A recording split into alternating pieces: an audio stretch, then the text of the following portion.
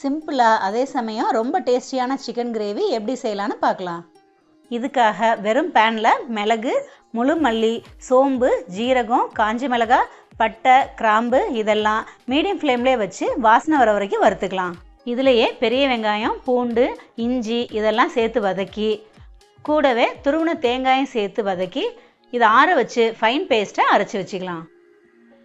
குக்கரில் கடலெண்ணெய் சேர்த்து பட்டை, கிராம்பு, பிரிஞ்சி இலை, கல்பாசி, கருவேப்பிலை சேர்த்து தாளித்து அரைச்ச பேஸ்ட் சேர்த்து அது கூடவே மஞ்சள் தூள் சேர்த்து 2 நிமிஷம் நல்லா வதக்கிக்கலாம். இதிலையே க்ளீன் பண்ணி வாஷ் பண்ணி வச்சுருக்கிற சிக்கனை ஆட் பண்ணி தேவையான உப்பையும் சேர்த்து 5 நிமிஷம் நல்லா வதக்கிக்கலாம்.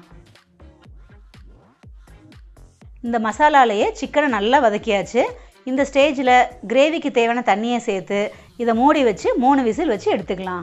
கிரேவிக்கு தேவையான இன்க்ரீடியன்ஸையும் அதோட மெஷர்மெண்ட்டையும் டிஸ்கிரிப்ஷன் பாக்ஸில் கொடுத்துருக்கேன், நீங்கள் போய் செக் பண்ணிக்கோங்க. அவ்வளோதான். இப்போ நம்ம குக்கரை ஓப்பன் பண்ணி மல்லியிலை தூவி இறக்குனா அட்டகாசமான சிக்கன் கிரேவி ரெடி.